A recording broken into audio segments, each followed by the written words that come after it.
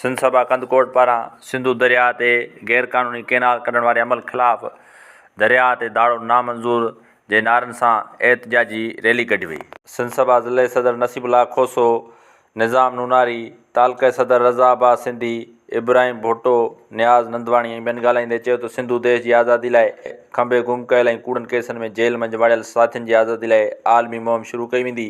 पाणी ढुक में जे बोड़े जे खाई पंहिंजे ऊचे घाट के पूर न चुकाई त तुंहिंजी साईं रात दौड़ी थे। दोस्तों ऐं साथियों, अॼु असां कंदकोट प्रेस क्लब ते सिंध सभा तरफ़ां ऐं क़ौमी कारकुननि तरफ़ां इहे एहतजाज रिकॉर्ड करायूं था।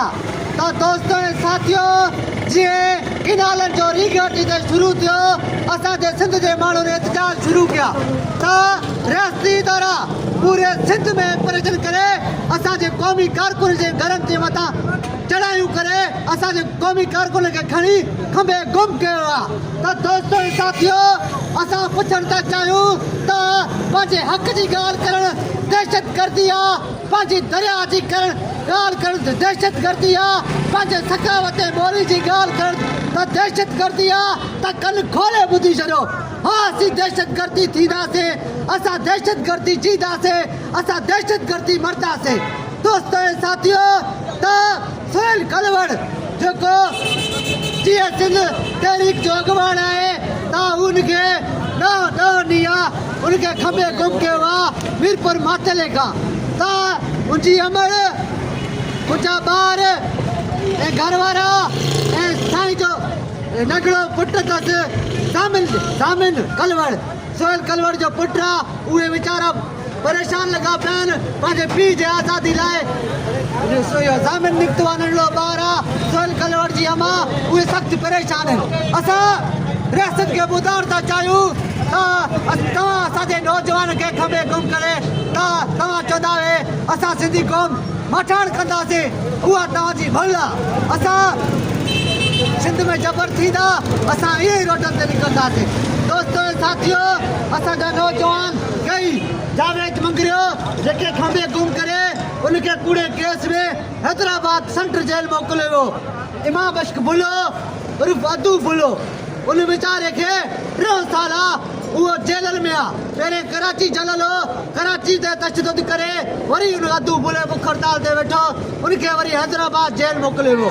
उहो हैदराबाद कैद आहे। असांजा कोई नौजवान जेलनि में कैद आहिनि, उन्हनि जा कूड़ा केस ख़तमु कया वञनि ऐं सिंध मां ऐं बलूचिस्तान मां जेके बि लापता आहिनि उनखे बाज़ाब कयो वञे। असां सां हींअर उबैदुल्ला मेणक जेको 11 सालनि खां खंबे गुम कयल आहे, उनजो असां सां चाचो बि मौजूदु आहे। असां मुंहिंजो चाचो बि उबैदुल्ला मेणक जी घुर करे थो। मुंहिंजो फादर डॉक्टर फतेह मोहम्मद खोसो गुज़िरियल 9 सालनि खां लापता आहे, उनजी बि आज़ादी जो घुर कयूं था। अक़वाम मुत्तहिदा, यूरोपीय यूनियन, इंसान जे हक़नि जे आलमी तंज़नि खे अपील था कयूं त ख़ुदा असांजो नोटिस वरितो वञे, असांखे बि जीअण जो हक़ ॾिनो वञे। आख़िर में आम शहर चई पंहिंजी जाह वरितुसि। सदायती सबका बुख न बासे जा, कई तेड़ी ज़ात जी चुबश नाए जा, मूसी अले सा जा जी मिठो न करे। हयाती जेल असांजा जीवन साथी, डंडा बेड़ियूं पाई घाट पोइ असांजा ऊंचा घाट।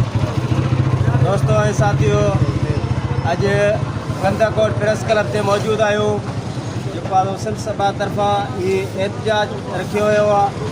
सुहेल कलवड़ उनजे मथां कूड़ा केस हणी उनखे खंबे गुम कयो वियो आहे ऐं अदू बुलो, उनखां अलावा जावेद मंगरियो या काफ़ी सारा असांजा क़ौमी कारकुन खंबे खणी गुम कया वञनि था।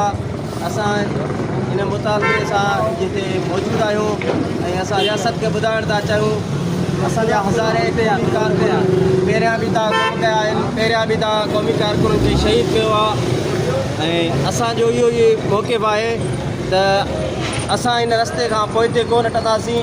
तव्हां सम्झो था सिंधु दरिया ते जेका केनाल ॾे करे असां इन क़ौमी कारकुननि खे ऐं GSN वारनि खे ख़ामोश कंदासीं, असां हरगिज़ ख़ामोश न रहंदासीं जेतिरे ताईं हिकिड़ो बि साईअत जो ॾिंगो ॿार ज़िंदा आहे ऐं इहो प्रचार कंदो रहंदो। केनाल समूरा नामंज़ूर, केनाल समूरा नामंज़ूर। GSN जी लतीफ़।